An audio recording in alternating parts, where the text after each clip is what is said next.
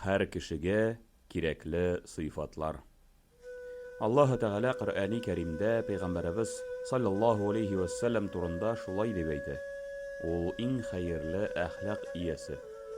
Расул Әкрам саллаллаһу алейхи ва саллямның сыйфатлары аның әхлагын тәшкил итә.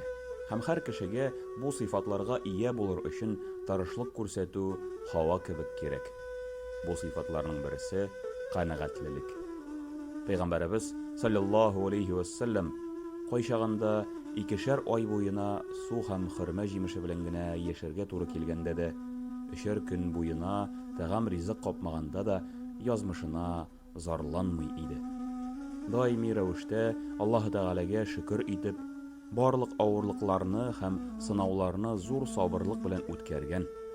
Һәр кемнең бүләген кабул итеп, бүләкләгән кешегә тагын да арттырыбрак бүләк биргән. Аллаһ Тәгалә билгеләгән тормышына гел канәгать булган.